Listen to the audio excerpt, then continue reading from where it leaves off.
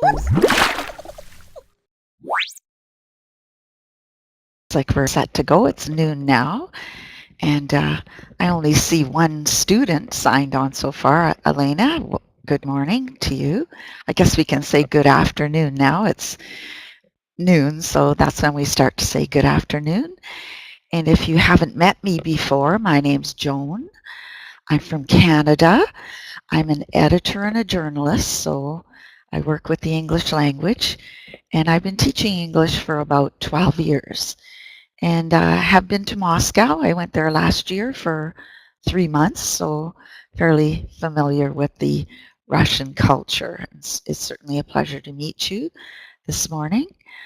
And we have a rather interesting lesson. It's about description of appearance. In other words, what a person looks like. And I'd say that talking about people is probably the most popular topic that people seem to have in some cultures anyway, some more than others. I spend a lot of time in South America, Central America, and that seems to be their favorite pastime, is just to talk about each other. This is what they like to do. So it is quite popular in some cultures, and in mine as well. I think Canadians, Americans like to talk about each other quite a bit. But this is general bodied, well, not just body descriptions, but how you feel when you look at someone as well, what they look like, their appearance. And you might, in an emergency, say if you somebody robbed you, they stole your purse or something, then you might have to give a description to the police. So it's maybe a good thing to know how to describe someone. You might have to, or maybe you're traveling and you lose your friend, you can't find them, and you need to give a description of them, what they look like. Even if you're just in a building and you lost them, you might say, well, have you seen my friend? He's tall and good looking, and you might describe them to the person. So a few reasons why you might want to be able to describe someone. Or as it says here, you have a new friend and you don't know how to answer your mother's question, what does he look like? So in today's lesson, we're going to build up your vocabulary. So how many words can you remember to describe these objects? Okay, so here's our first one. So it's a green apple. So green, that's the obvious word, but can you type in some words that you can think of when you look at this apple? How would you describe this apple? Okay, Alina, we have two Alinas, Milky, Yana, fresh, good. It's a fresh apple, very good. Does anybody else have any good ideas for how you might describe this apple? It's fresh. What about maybe how it tastes even? You might describe it by its taste. Anybody have any other ideas? Okay, well, I'd say that it looks, it might be delicious. That's a glossy. Yes, it's a glossy apple. Good. Okay. And we've got a circle, so you're going to say it's round. But I think in this case it's oval. Okay, so it's round or it's oval. Looks more oval to me, slightly this way.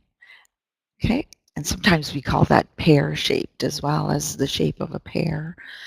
Okay, so oval, tasty, sour. Yes, it might be sour.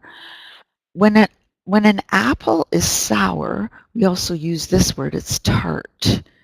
Gives you that funny tart feeling. Your mouth kind of jumps a little when you bite into a tart apple. Okay, those were all pretty good. And let's try another one. Let's see what we have here. Okay, so you can tell me what this is as well, and you might describe it.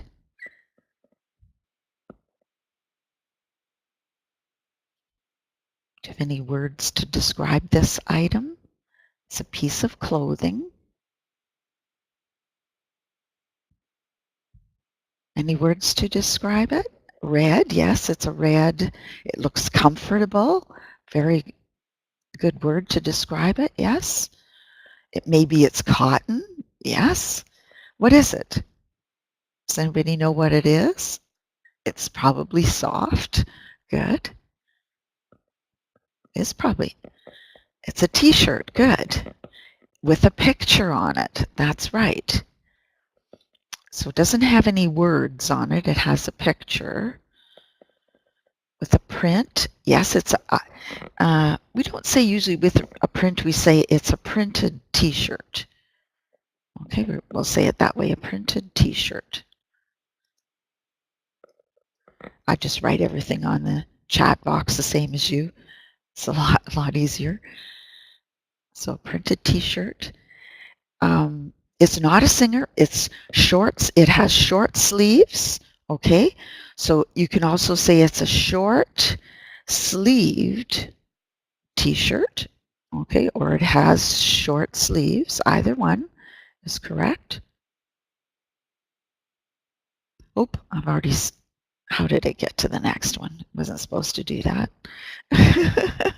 We're still on the a short sleeve t-shirt. Che Guevara, yes, it has a picture of Che Guevara, who was Argentinian from Argentina, a revolutionary leader.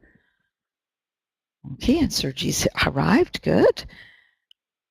Okay, so those were pretty good. So, and this is so we have, you know, kind of,